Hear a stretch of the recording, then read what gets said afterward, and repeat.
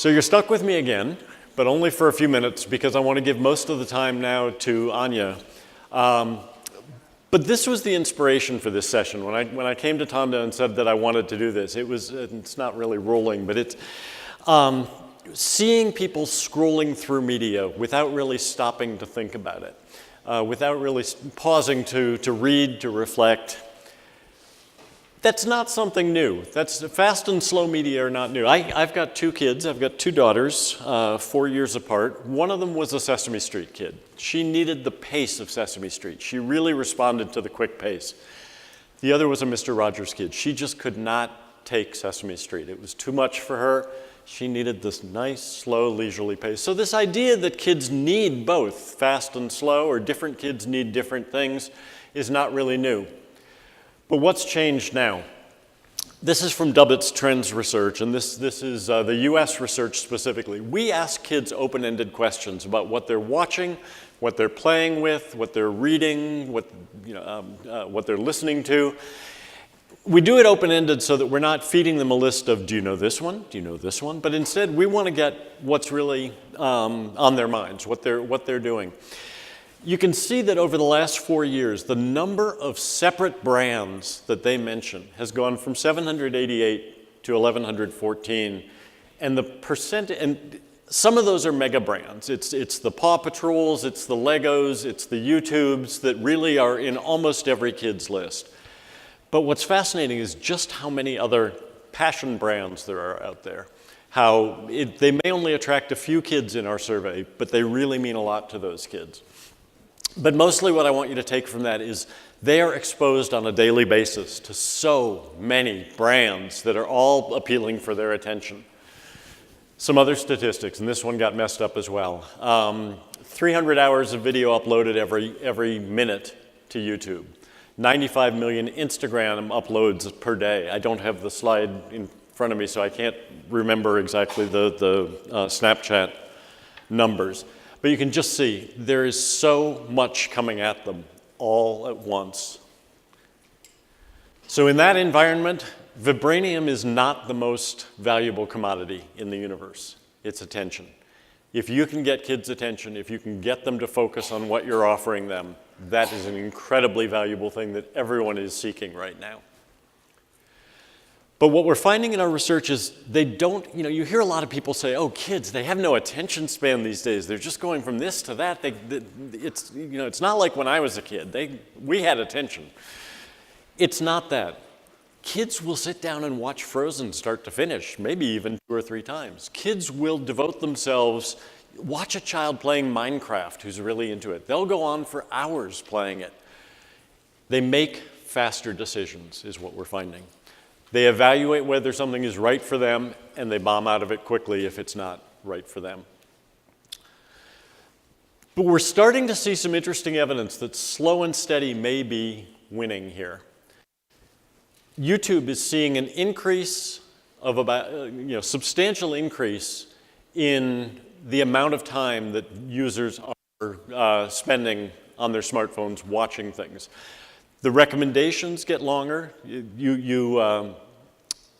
Essentially, the algorithm is changing to focus on how long you watch, how long a video is, rather than how many videos you watch or just how long you spend on the site. It's much more about the individual videos. And longer videos are easier to monetize. So there may be reasons why kids are spending more time on longer videos on YouTube. I don't mean to imply by this they're spending more time just using the platform, but they're choosing longer videos. The NRK, the Norwegian public broadcaster, did something fascinating, which was they're doing slow media. They put a camera on the side of a train that went for 7 hours, and millions of Norwegians watched. They put one in watching birds. I'm sure in the US we've had Eagle Cam. They thought, well, if they'll watch a 7-hour train ride, what about a 3-month cruise? And they just had slow video from this cruise, and millions of people watched. For children, CBeebies has done a lovely 1-hour show. It's available on YouTube. It's not geo-blocked. You can watch it if you like, called Daydreams. It's essentially just a slow walk through a neighborhood, focusing in on things in the environment. So let's watch the bees for a while. Let's watch the flowers. The idea is not that you sit and watch the whole thing for an hour, but maybe you choose a favorite part and you use it to kind of calm down at the end of the day, at nap time, that you just watch this very slow video. It's not fast-paced, not a lot of cuts and edits, but designed to slow you down. There's a fascinating app from the NHK, the Japanese public broadcaster, that is meant to get kids to go out into the world and listen. It's like Pokemon Go, except it's based on sound. So you go and let's say I go to the seashore and I want to listen to the sound of the waves. I point my phone at the waves, I record the sound, and it turns that sound wave into like a Pokemon, a beast, and a creation. And then you can save those. So you save your sounds and you go back and listen to them. So these are just some of the examples of slow media. But I want to turn it over now to Anja Dinhopl from Facebook, who's going to talk about how they're looking at their platform as a place for teenagers to engage in longer conversations and engage more fully with one another. I've had great pleasure of working with Anja for the last couple years on various projects, and I am so much looking forward to hearing her talk about this. Okay, so my name is Anja. I'm a research manager at Facebook. What that means is I'm working on understanding people. Specifically, so I have a background in anthropology, and I work and manage the youth and messenger kids research teams. We are working to bring the perspective of the people to the product teams who are building our services. So I'm really excited to talk about one of the passion projects that David and I have been thinking through and talking about, and what that means in our product development, which is around that reflective behavior when you're consuming content. First, a little bit of a recap of what Facebook did last year is prioritizing posts that create conversations and inspire interactions over just content consumption. So that was driven by a large well-being effort across the company, focusing on active engagement versus passive consumption, and then prioritizing these meaningful social interactions. What we found out through the course of that research, though, is that adults actually spend more time than teens per post on social media. And that is interesting, because what does that mean? We're trying to find out why that is happening. Facebook and Instagram are places where teens engage with content. So they discover content, they consume content, and they socialize around content. So it didn't make sense to us that they were spending less time. We were asking ourselves, why are teens not taking it slower? And we found behaviorally there are differences. So teens engage with content behaviorally different than adults. They make quicker decisions, like David was saying. They're engaging in interactive consumption. They want to do something with the stuff that they're seeing. They don't just want to look at it. They then want to share it with someone. They want to remix it maybe. They want to be able to add their own creative spin to it.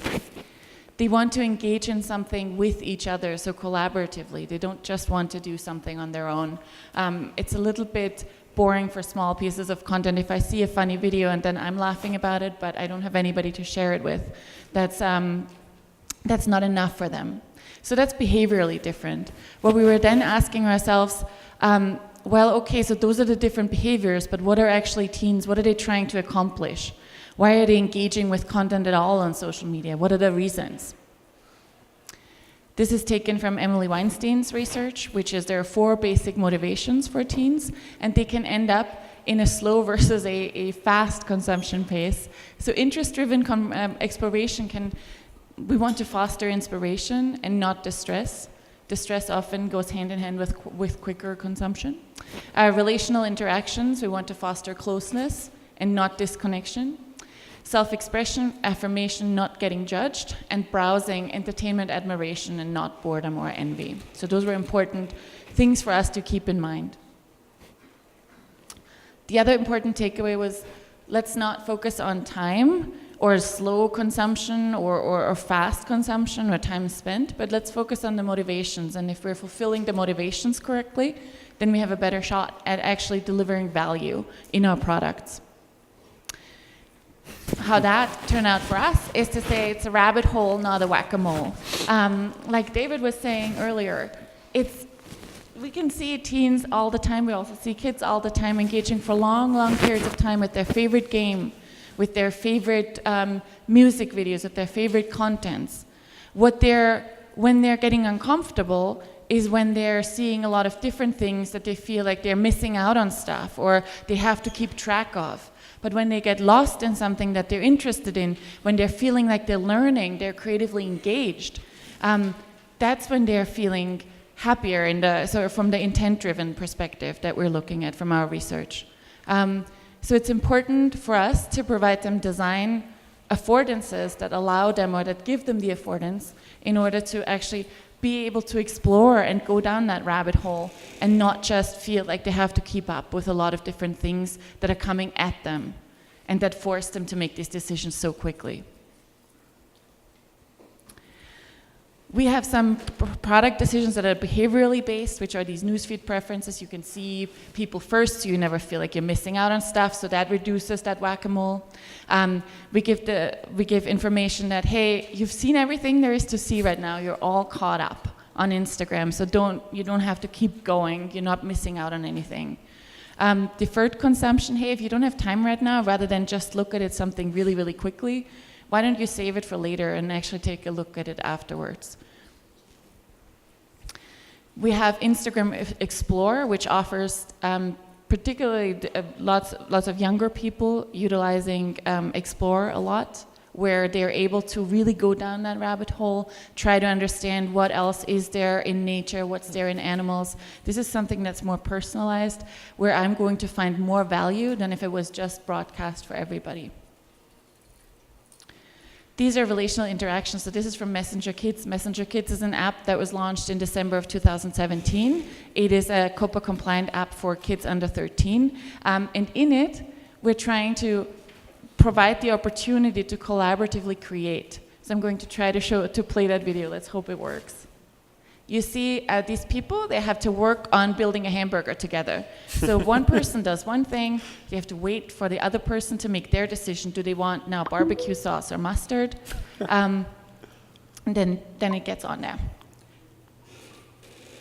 Now was it a mushroom or a patty? So it's turn taking. It requires some working together. It requires a concentration on what you're doing at the moment. So that way, kids are able to, we're providing an opportunity for them to collaboratively engage in those relational interactions that are the motivations for driving their usage. Another one on Facebook is Watch Party. I'm not sure if you're familiar with it, but you're enabled to co-view videos with one another if you're in a group, so that you can talk about it at the same time, so it doesn't become this game of spoiler alert or I haven't seen this, we can't talk about it yet. Another one happens where we're saying, oh, this was developed with the Yale Center for Emotional Intelligence around a calm bleepy, it's called. So it's, hey, oh, something upsetting just happened. That's okay. Here is your calm bleepy. Let's try to get slow. Let's try to really kind of slow it down. So this is a breathing exercise, and you see that your color as a bleepy and your thermometer gets filled up to where you feel calm and good about yourself. So you see the color changes. And this is an exercise that you're doing together with your bleepy. The bleepy is the art in the Messenger Kids. There's music that goes with it as well. Self-expression, so what we're often seeing is that ownership over who created what and what does remixing mean and what does it mean to actually create a piece of content yourself is a much more collaborative vision in the world of younger kids and teens as well. Oftentimes it's that collaborative creation that takes away the fear that my stuff isn't good enough, or maybe I'm going to do something just so I'm the first one to do it. So here we're allowing self-expression by remixing. So I can send something to you, you can add something to that photo, send it back to me. In Messenger Kids, this is a drawing game, for example, where we have the opportunity to, I draw a clue and then you have to guess what it is, so that we're helping kids focus their conversations on creative explorations. So that's, I was trying to get through it really, really quickly. You did. So this is how we're thinking about it. We're trying to honor the motivations that young people have in their consuming content. And that for us means collaboration, reflection, creativity, and mastery that we want to provide in our product. Thank you very much. Thank you.